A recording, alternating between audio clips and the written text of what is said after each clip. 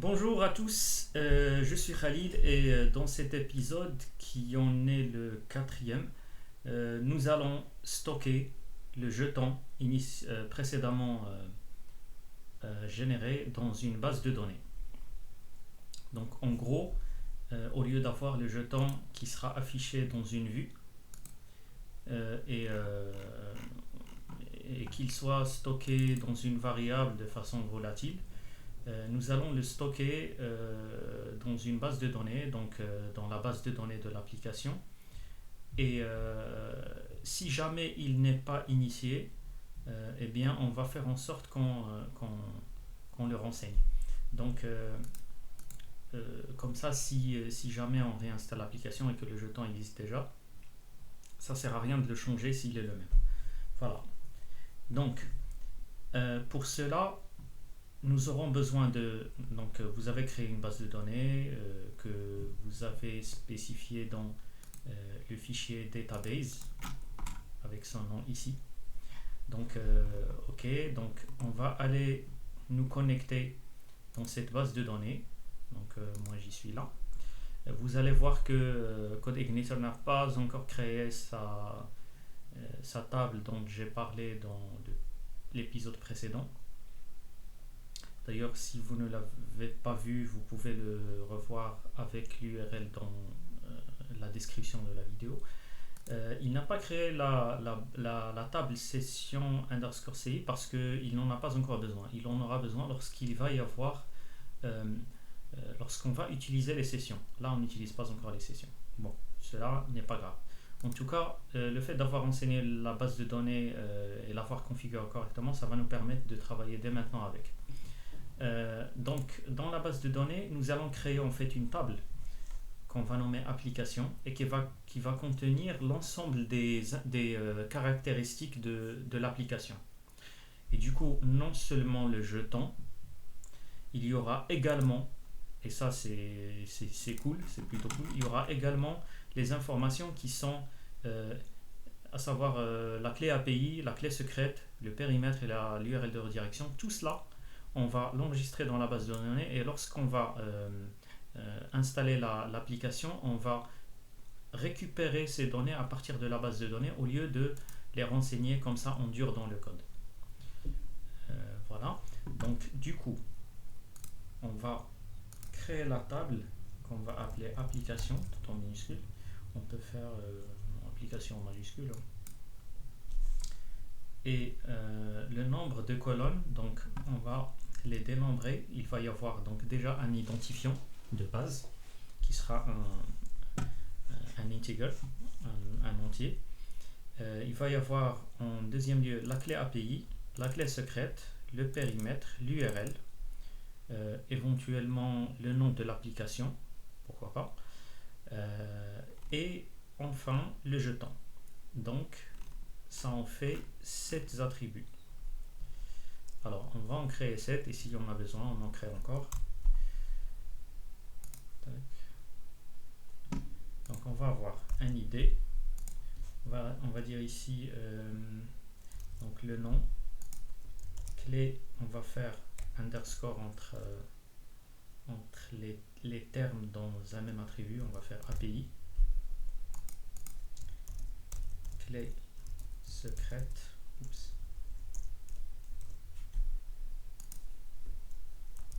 périmètre, URL, redirection, je me trompe toujours là, et le jeton. Donc là on aura un entier, c'est correct. Pour le nom on va faire un varchar, donc la taille on va faire 100. La clé c'est un varchar aussi, on va faire 100 aussi. On peut faire juste 50 partout. Varchar pour la clé secrète 50 aussi. Le périmètre on va faire varchar mais on va faire beaucoup plus que 50. On peut faire même 200. L'URL de redirection on va faire 50 ou même 100. Tiens. Le jeton aussi est un varchar et il ne va pas dépasser 50 caractères.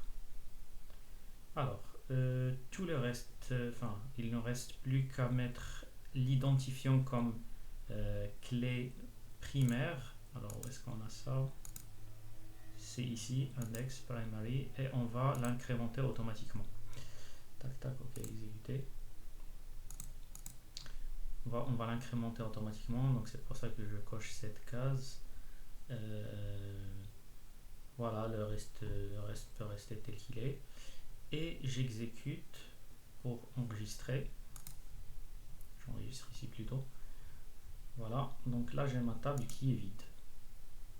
Eh bien, je vais dans un premier temps l'alimenter manuellement. Donc je vais faire insérer. L'identifiant, je ne vais pas le mettre, il va être généré automatiquement. Ici, je peux saisir pour le nom la petite boutique. La clé API, je vais la récupérer d'ici.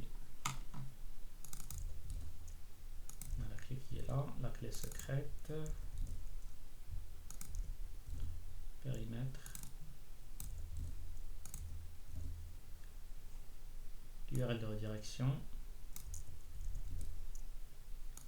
Et enfin, le jeton il sera vide. On va laisser vide. Je ne vais pas le renseigner moi. C'est plutôt l'application qui va le chercher et qui va le mettre dans la base. Donc j'enregistre et là il va enregistrer mon application avec l'identifiant 1 et avec voilà ce que j'ai saisi. Donc ensuite nous allons aller dans le code source, notre base de données est prête et nous allons, au lieu d'avoir ça, nous allons les récupérer de la base de données. Ok. Donc pour cela, il n'y a pas plus simple que lorsque on va charger le modèle, il va faire appel à son constructeur. Et à partir de là, il va récupérer ces attributs de la base de données et les initialiser. Donc ici, hop, nous allons donc, bon, on va laisser ce code ici. On va d'abord remplir ici, ensuite on va revenir pour nettoyer. Donc il va y avoir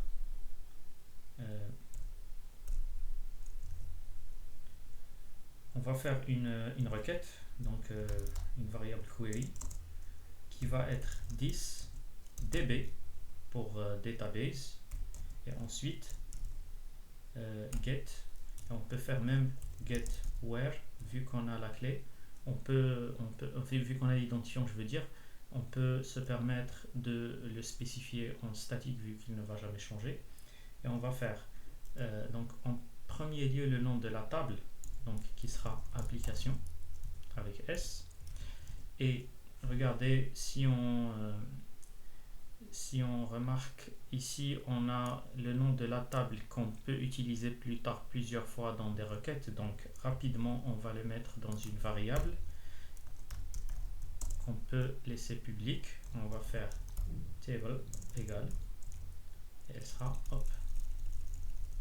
égale à ça. Donc ici, tout ce que je vais faire, c'est utiliser 10 table. Donc premièrement, c'est le nom de la table et deuxièmement, on va faire passer un tableau qui va contenir en gros la correspondance des attributs qui seront dans le where. Donc en gros, id va correspondre à la valeur 1. Voilà, donc là j'aurai le résultat de la requête de cette façon. Donc je vais faire si query, si à l'exécution de cette requête le nombre d'enregistrements retournés est supérieur à 0, à ce moment-là je commence mon traitement. Donc je vais faire num underscore rows comme méthode et je vais faire supérieur à 0. Donc là je peux commencer à parcourir. Donc je vais faire for each query result en tant que méthode, et donc result va me retourner tous les attributs. Donc je vais prendre un par un as et je vais faire app au lieu de faire row. Donc chaque enregistrement du code sera stocké dans la variable app. Et donc à partir de là, je peux faire this clé API égale app et je vais récupérer mon attribut qui est clé underscore API de cette façon. Donc pareil pour tous les autres attributs qui seront d'abord nom, le nom. On peut rajouter ici un attribut nom.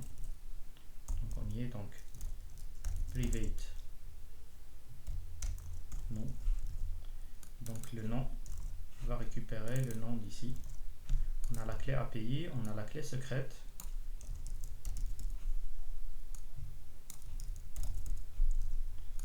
On a le périmètre.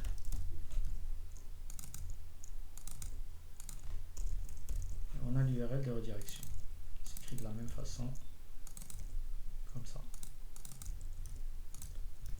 Voilà, donc là notre objet qui est notre objet application a été initialisé à partir de la base de données. Donc à partir de là, on n'a plus besoin de ces lignes. Nous n'avons plus besoin de ces lignes. Donc on peut les supprimer, mais on doit laisser le chargement du modèle pour qu'on puisse l'utiliser plus tard ici. Ok, donc ça c'est bon, ça c'est bon. Donc après, regardez que lorsque on va avancer, donc rien n'a changé partout jusqu'à jusque là. Donc ici on affiche le jeton, on l'envoie à la vue pour qu'il soit affiché, mais on ne le stocke nulle part. Donc avant de l'envoyer, donc on peut faire ici une partie où on fait stockage du jeton dans la base de données. Et donc là, ce qu'on va faire, c'est on ne va pas faire de requête dans le constructeur. On ne va pas faire de requête dans le contrôleur. En fait, j'évite de faire tout ce qui est requête directement à la base de données. J'évite de le faire dans les constructeurs et je le mets plutôt au niveau des modèles. Et donc, je fais une fonction ou une méthode dans le modèle qui va faire la requête et qui sera appelée par le contrôleur. Pardon. Et donc, du coup, ici, je vais faire appel à une méthode que je vais créer dans l'objet application, dans le modèle application, que je vais nommer, par exemple,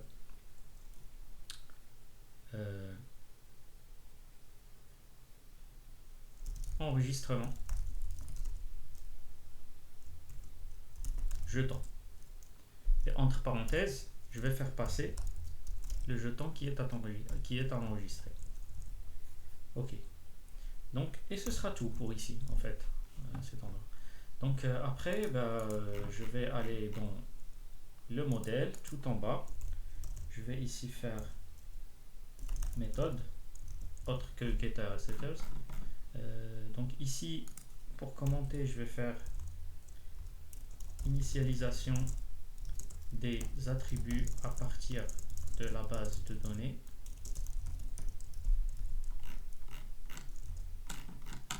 Je descends tout en bas et je crée une nouvelle fonction publique qui sera non pas ça, mais plutôt enregistrement du jeton,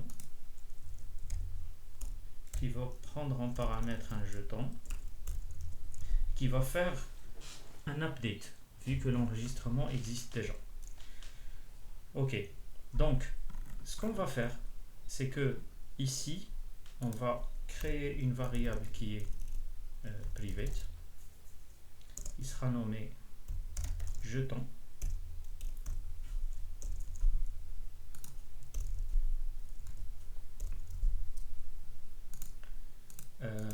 Et on va quand même ici prendre le jeton et le valoriser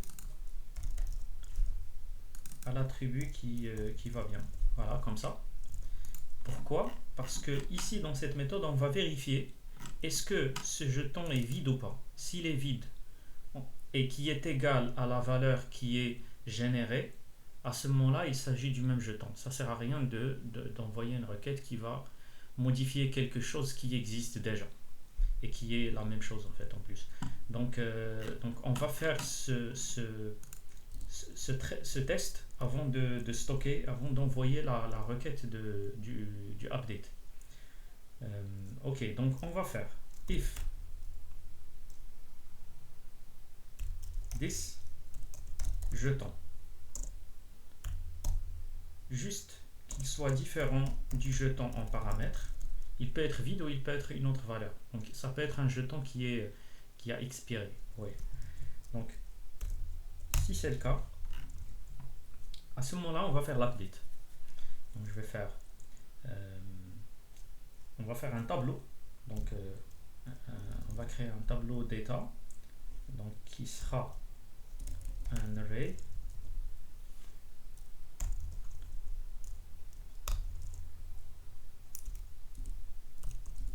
On va passer en paramètre donc le nom de l'attribut dans la base de données qui sera qui est du coup jeton va correspondre. Donc ici il va y avoir la variable jeton, c'est tout.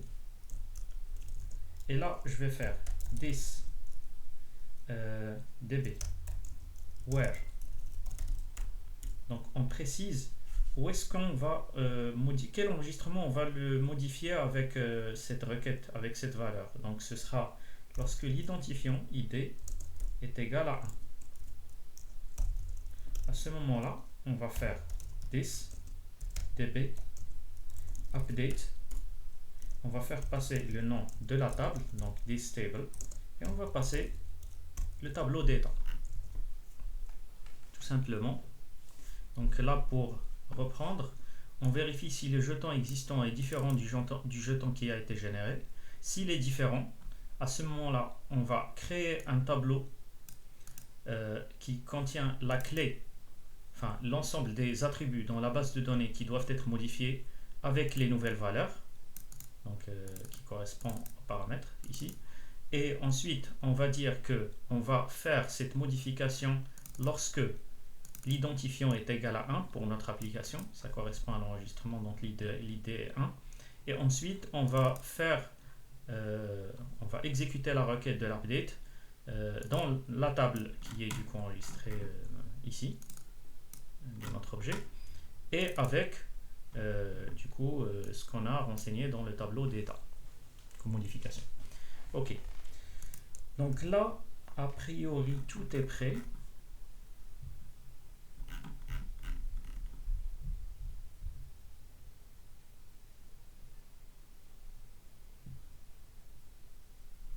Voilà, tout est prêt.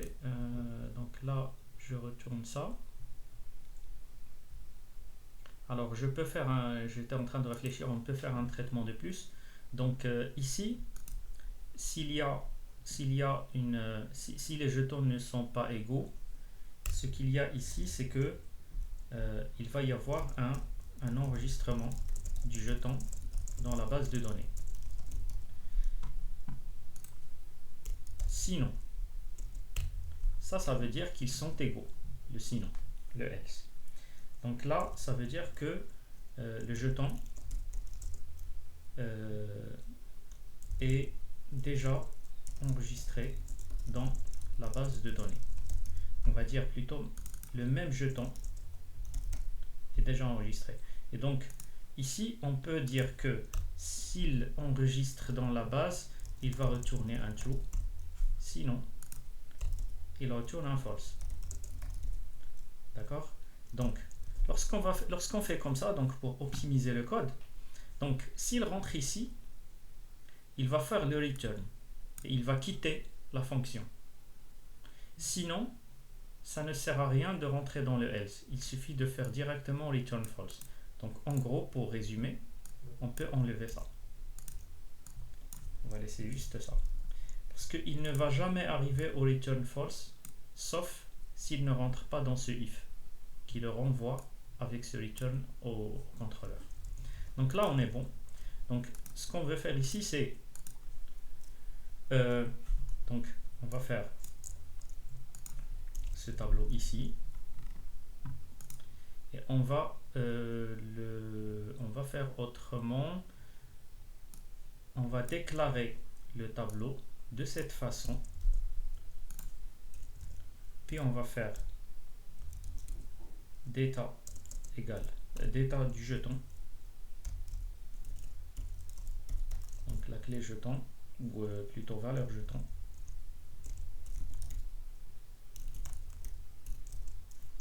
Sera égale à la variable jeton. Pour que ici on va faire if cette ligne, cette méthode retourne true. À ce moment-là, on va faire data et on va dire hop, on va dire enregistrement, on va faire juste enregistrement underscore jeton égale true. Ou encore, même plus simple, on va attribuer la valeur du retour de la méthode directement à cette variable.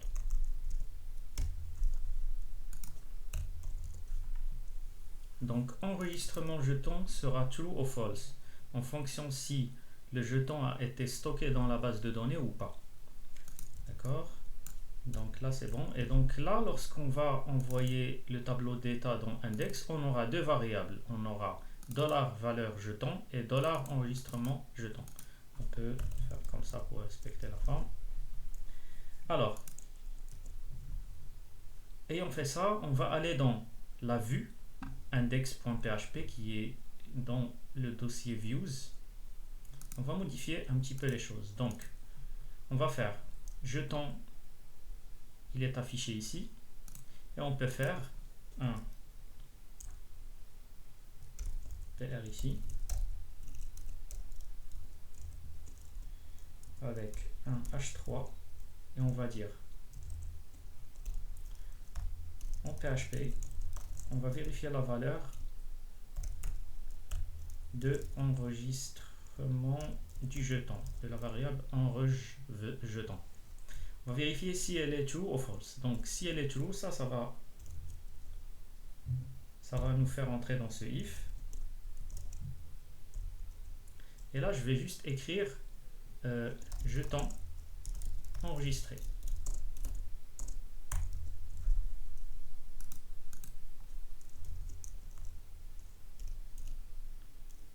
Ok. Sinon,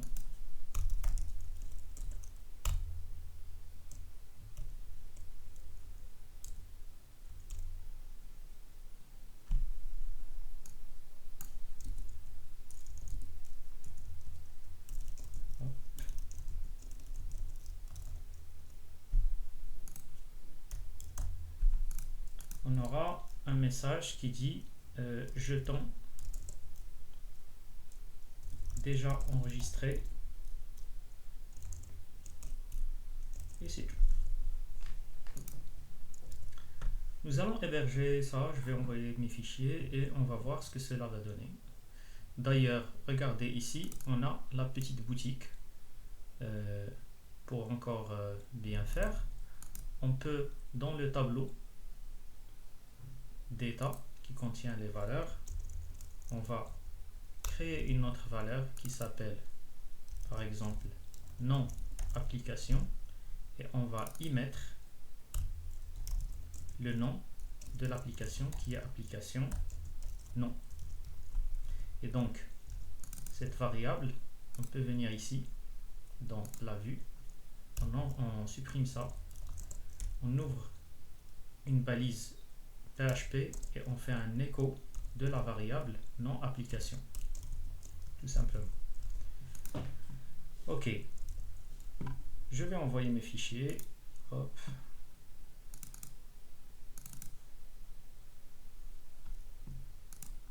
Okay, le contrôleur, les modèles et la vue.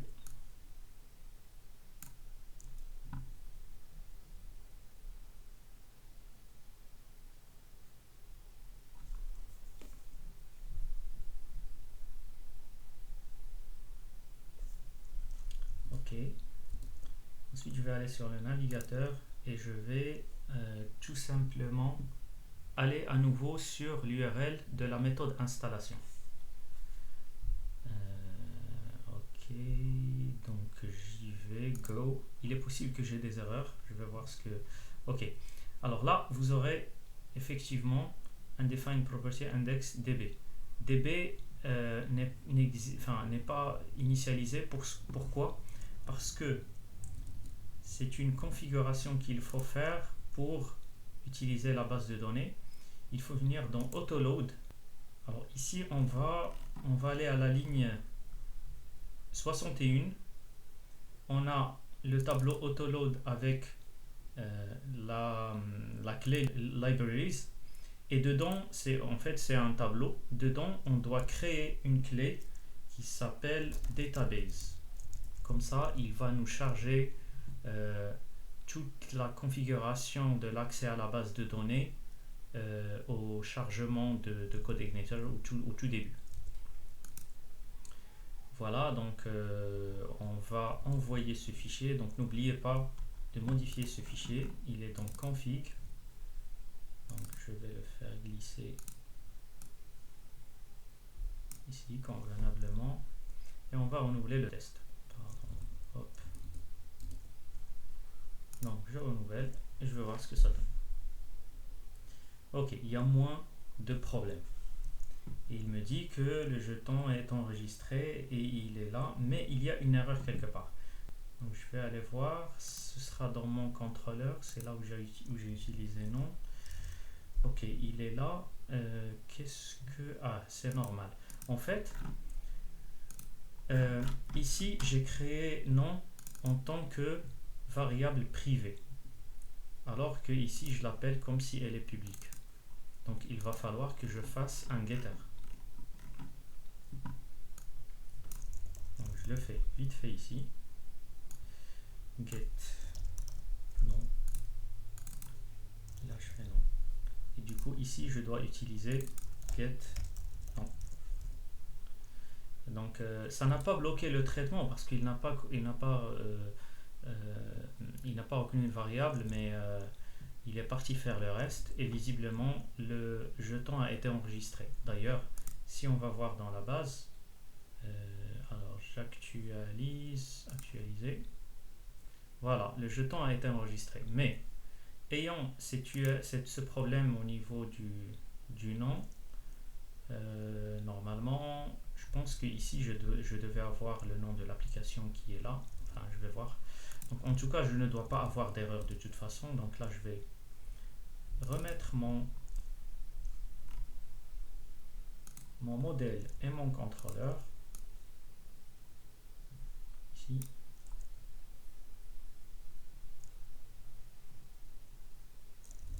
Et je renouvelle l'accès. Hop.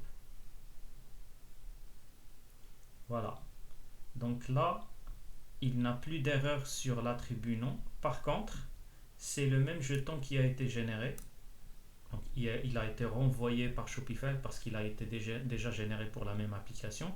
Et il est toujours utilisable. Il n'a pas expiré. Et donc, eh bien, mon traitement n'a pas envoyé une requête de mise à jour pour rien. Donc, il a dit que le jeton est déjà enregistré. Voilà, donc cet épisode a traité l'enregistrement du jeton principalement dans la base de données. Par la même occasion, nous avions créé un objet, un enregistrement dans la base de données propre à l'application dans lequel nous avons stocké les clés, la clé API et la clé secrète, de plus que le périmètre, l'URL de redirection, etc. Après, on peut avoir une interface plus tard qui va modifier ces champs convenablement si besoin. Nous avons rajouté un attribut nom qu'on a utilisé dans l'application assez facilement et du coup on arrive à le voir ici au niveau du titre de la page web.